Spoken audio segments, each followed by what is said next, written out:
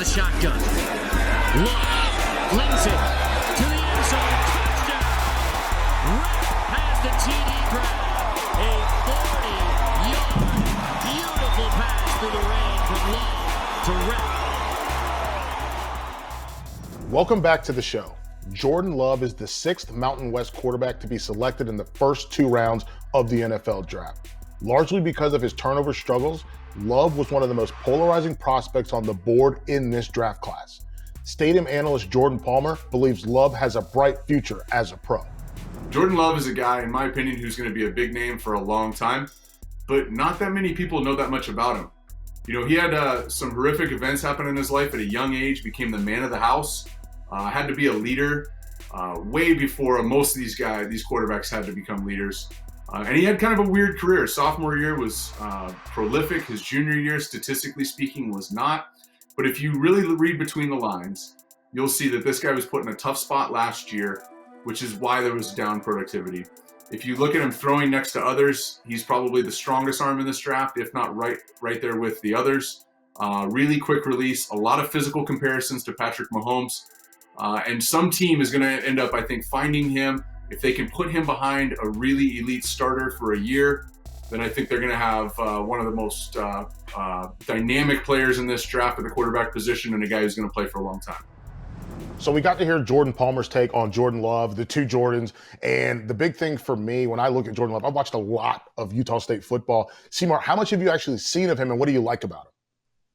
I've had a chance to watch him up close, and the thing you love about him is the guy has the uncoachable skills. I mean, he's got a rocket for an arm. It jumps off the screen and the tape when you watch him, but he also couples that with amazing athleticism, and I think that's what makes him so intriguing. This kid is a very much an enigma, though, when you watch him. It's so fascinating because he can do a lot of big things, but he also does a lot of risky things as well.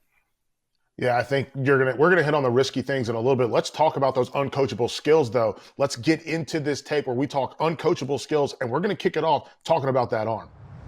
The kid's got a cannon, and honestly, you've talked about seeing him up close. I love the way that it hops off. The ball just kind of pops out of his hand, Seymour. It's really cool to watch because for a guy that's playing, in the Mountain West, we think about maybe a guy like a Kellen Moore, right? Or you think about someone that has sort of that pea shooter arm, right? That 6-shooter arm, but not someone that's got a bazooka like this guy. And here he just comes out. I mean, he can whip it. He can flat out throw the ball down the field. He has the confidence to push the field vertically. And it almost seems as though, Michael, he's more comfortable when he throws the ball 20 yards or more. I mean, this is what the uncoachable skill talks about. I mean, this is C Exhibit A as an arm talent. This guy can sling the ball. And unlike a guy like Joe Burrow, where scouts said you can't really feel his arm, you definitely can feel this kid's arm right when the ball hops out. Oh, yeah. I love what he does. Like, to me, watching him throw, and to me, this throw is kind of what I want to see, right? It's the ability, and look where he throws it from, right? He's right there. Not a deep drop, but he's able to push it there, push it into that void, and hit it in that spot. He recognizes that number 2 is holding the safety. I'm going to hit it here. He'll never be able to get there in time. And this one, Seymour, is another one where he recognizes that the safety will never get there. So I'm going to take a short drop and I'm going to push it immediately. Michael, this is what we call layered throws. He's able to make that second level, drop the ball in there. He knows he's getting cover 2 shell.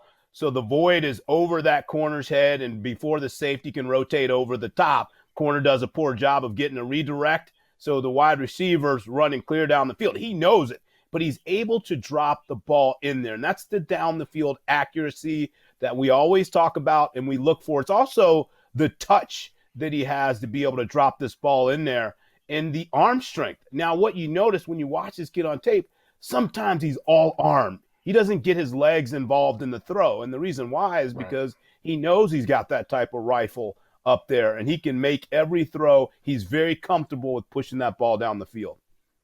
Yeah, and I hope folks recognize, seeing that, like, they line up, they know they're on the right hash, and he sees that safety on that right hash as well, and there is no chance for number 2 to get to that pylon before his guy, and he's able to launch that thing. I think when you look at the long throw, seeing it 55 yards easy in the air, that's important. He can do all those things, and that's what makes scouts fall in love with the guy.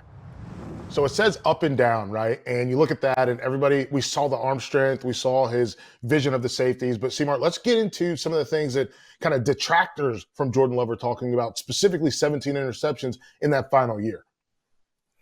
Well, I think when you look at this kid, one of the things that he had to do was he had to press to make plays. And sometimes when you press, because you don't have the same type of arsenal around you, you don't have the same coaches around you, I think that can put you in a vulnerable state. And so when you say up and down, I think it's completely apropos because that's what we've seen on this kid. But if he didn't play the way he did with that gunslinging mentality, they don't have the success they did on the field for sure. Yeah, I'm right there with you on that. I talked to one of my buddies, Quincy Avery, and I was like, I feel like the interceptions go up because he had to force the ball. You're talking about a player who lost his head coach, lost his offensive coordinator going into this past season. So he has a new offense with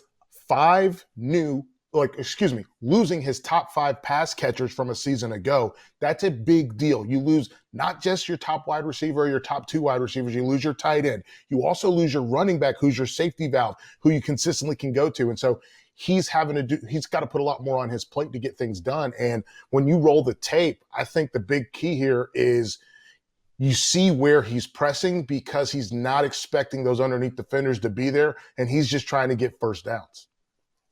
I think the thing that worries me about that, and everything that you said is spot on. I think there are still some issues, though, that you see in terms of the decision making. Like here, when you know you got this guy that's kind of just hanging in, it seems like to me when you watch him in his pre-snap read, he knows where he wants to go to the ball. It's predetermined. But then when you get the change in coverage after the snap, he doesn't know how to adjust and he gets those bad eyes, like right here. And then that's what's led to some of those turnovers. Yeah, and this is the one I wanted to put on here because it's not just that he throws it right to where 34 is as he's tracking his player across the field. It's that 2 guys had an opportunity to intercept that pass because he made his mind up on that over route. That's exactly right. Well said. He knows where he wants to go because it's supposed to be here. But the problem is he doesn't anticipate the linebacker coming underneath coverage. And by the way, the corner's rotating by. So if the linebacker doesn't get it, you're going to see the corner flash. He surely would have made it right there. He would have gotten the pick. So it tells you this is a guy that's determining where he's going with the ball instead of reading the defense and then reacting to it. That is worrisome to offensive coordinators at the next level. Yeah, and that's the key. You mentioned reading the defense. I think that's super critical because you have to recognize those guys underneath that are going to take chances. You have to know what play you're running and how they're going to react to it. And I think that's something about defensive back play that you and I probably have thought about a ton is knowing what route combinations people are going to run and how I can rob something. But a quarterback's got to think about those same things as well. Exactly right, because here he's anticipating one coverage, he gets another. And what you're getting is it's really a cover 2 shell, but it comes off looking like thirds. So see the safety in the middle of the field. There's your single high. He's expecting that throw to be there. Instead, the corner can come off because he's in a cover 2 shell, easily to slide underneath that throw. That's read and diagnose. Can you process what's happening right in front of you? And I think that's what happens with this guy sometimes. Yeah, boom. Here it is again. Looks like a 2 shell. Yes. They spin that first safety. They spin the bottom safety down. You got a 1 high safety, and he's thinking, okay, this number 2 is going to hold my guy, and that throw will be there for me. But instead, number 1 is going to hold that corner down. But when they rotate and they start to play deeper into those thirds, that safety is not going to be able to. Not safety can cover that guy, but that corner underneath on that shorter route is also going to sink back. And that's the thing that he kept forcing that he's got to recognize now is these guys are going to rotate on snap. These guys are going to play cover 3 or cover 4, and he's got to recognize what they're doing on snap, not just pre-snap shells. Let's wrap it up, Seymour, with this last tape and watching him play. The kid is so talented and just kind of wanted to highlight some of that talent. We know what he did at the combine. He was exceptional, but look at how easy some of these throws are off the back foot, looks to shut the safety off to the left, and then he's able to go ahead and let's go. Let's get a touchdown.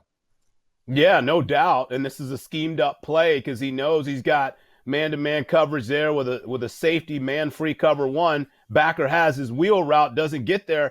But look how easy the ball just jumps out of his hands. And those are some of those traits that we talk about. 6'4", 229, as you indicated, ran in the mid-4.7s at the combine, which is a great number. This is an exceptional athlete that's got a very high ceiling. He's very intriguing because you get an offensive coordinator, they know they have a lot to work with. If they can clean up the decision making, this guy's got a very high ceiling. And you said a lot to work with. We've shown so many of those long throws. Wanted to get something in here that was a little bit shorter that showed that he does have a quick trigger. We're not talking about a guy that's a wind-up thrower. We're talking about a guy with the quick trigger to get the ball out immediately on some of these quick looks.